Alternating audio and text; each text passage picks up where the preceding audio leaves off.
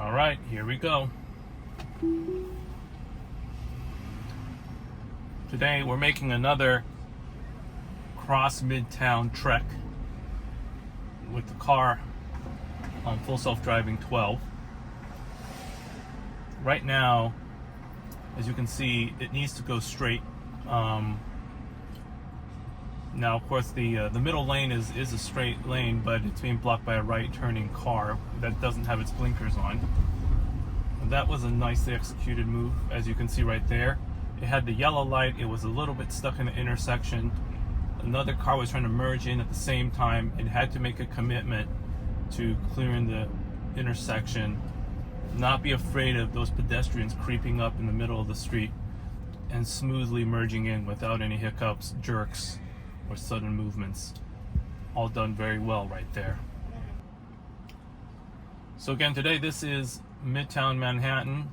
Last time I did a similar trip to this one. I was causing a safety scenario. So like right here, it really should just quickly go around. That's very nice minimal clearance there to get around that truck's rear. It could have done that a little bit sooner because it's fairly obvious it had the opening.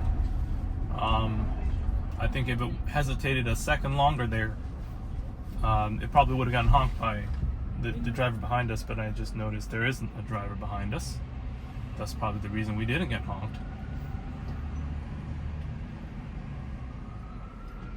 Now here's another challenging scenario. You see the green light up here, red right turn that hopefully is correctly recognizing, but I have to push it now because if I don't push it,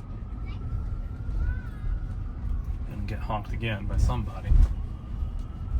And really you have to assert yourself in those types of scenarios, that you're about to kind of cross right after those pedestrians finish jaywalking.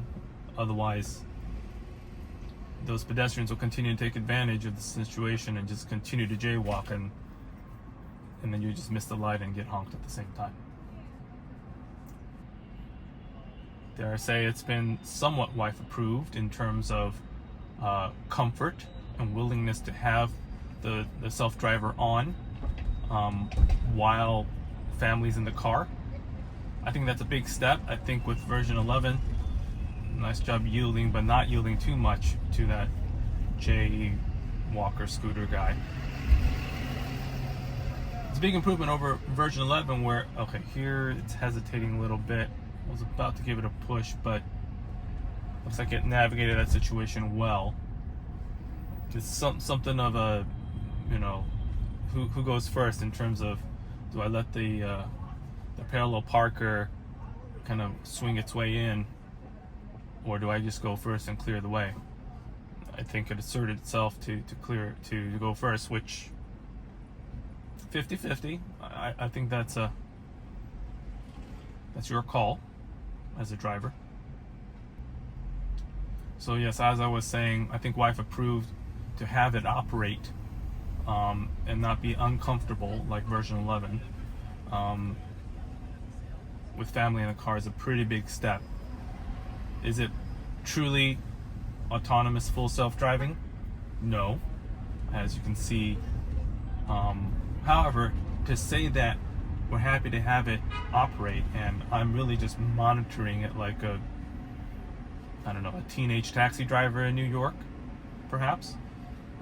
It's not doing too bad of a job. Just there's some really frustrating scenarios that you really just have to go through it a few times to really understand how to handle it, given some of the more soft rules out here.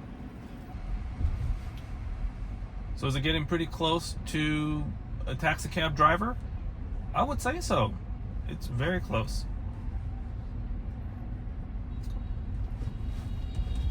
I'd say if I can get this thing to 0 interventions, of course, and 0 honks. Well, I'll pass the 0 honks. I don't think any driver can get 0 honks. Look at that. I couldn't even tell that guy wanted to cross, and Tesla figured it out and stopped for him. That's nice. Okay, now you better assert yourself. Oof, this is a doozy. Someone's gonna sneak out in front of these cars, I'm telling you. Okay, it's been, I would say, a tad too cautious. It doesn't really need to creep this slow. I mean, 3 miles an hour is technically walking speed. What's it worried about? Not sure. But amazingly, I did not get honked for that extremely slow maneuvering around those two parked cars. And this steam stack over here. Let's see how it navigates this green light. I'm going to give it a push, because if I don't, we're never going to get anywhere. Okay, so that's 2 accelerator pushes. Thinks I disengaged for some reason, and now I'm being taken over. That's what happens. Yep, that's an accelerator push needed. Still not quite assertive enough in that case. But what can you say? That was 5th Avenue, Midtown Manhattan. Go, go, go. Yeah, it's waving me over. Did it actually understand the hand signal? Because right at that moment when that lady waved us, I could feel the car assert itself, both with the wheel and with the gas. Okay, so far on this trip, 2 accelerator pushes, 1 intervention. That intervention was not a safety concern, but it was being far too passive. This next avenue is easier than the last, that's for sure. Last one is a mayhem of people.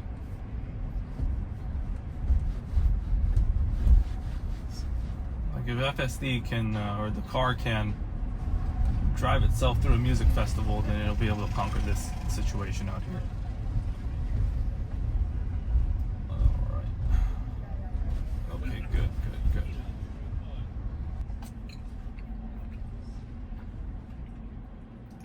Just letting this car go. I have to say, the car's a nicer driver than I am. I wouldn't even let the first one go, much less the second one. So I've been thinking about this question. So if, let's say, the car can drive well in Manhattan here, does that mean it's conquered everything? Not exactly. Because you never run into scenarios out here where it's having to think about what to do on a highway, or in any situation where the car has to go over 25 miles an hour.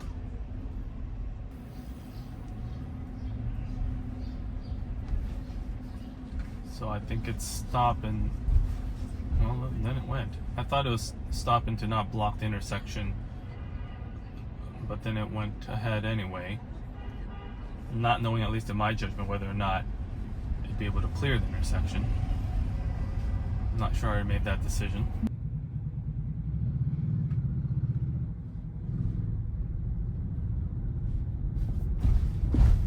In 500 feet, turn right onto 8th Avenue. Alright, about to make a right turn onto the avenue.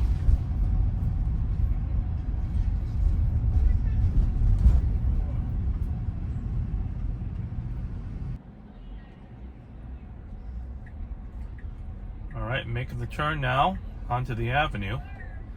As usual, you see a bunch of people creeping up.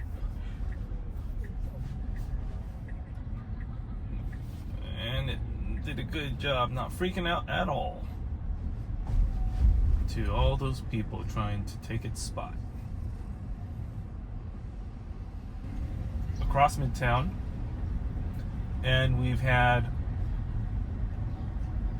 1 intervention and 2 accelerator pushes. Well, that's the level of supervision that's required to navigate across one of the most busiest places during rush hour.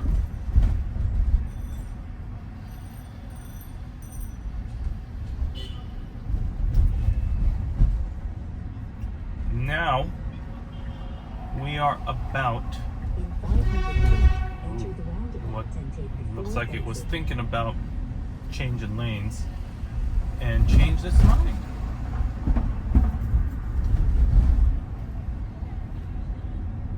It behaves almost disturbingly human-like. Now enter the roundabout and take the 4th exit. Alright, this area is where the intervention occurred in my last drive. In 500 feet, Here turn left in onto West 16th Street. Columbus Circle, where, as I've said before, this is one of the most confusing places even for me to navigate, especially like the first 10-15 times I came through this place. I mean, the lanes don't make any sense to me. There's too many traffic lights. Now turn left onto West 16th Street. Nice job. It knew which exact lane to use on the roundabout to get to the exit to make an immediate left turn. I think it executed that well last time as well. But here's where it gets stuck. Yep. Okay. Okay, so that's disengagement number 2.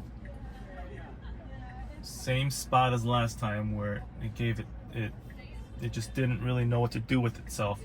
I mean, this particular left turn from Columbus Circle onto 60th Street is indeed a super confusing place. I couldn't figure out how to do this myself many times until I basically watched how taxis and other cars do it, and then I just followed suit. So we're going to re-engage right here. Well, it won't let me oh, there we go. Okay, so here I have to do another accelerator push because it is indeed my right of way, but I think given the Tesla vision, it wouldn't have any way of knowing that. The way I figured it out, I had to look out my the right side window to the left turn sign that's directly to the right of me back there to know that it's my turn. What do we do here? Well, I mean, it should have figured that out. You know, full self-driver would need to figure that out. But I mean, how would it know? Other than to, I would say you'd have to have a whole lot of drivers out here train that neural net to show you how it's done, and very specifically for dense city situations. It's a difficult thing to execute. I'll say it again. For a human driver, that's a difficult thing to execute. Now it needs to get to those straight. Okay, there we go. Good. It did it a little last second.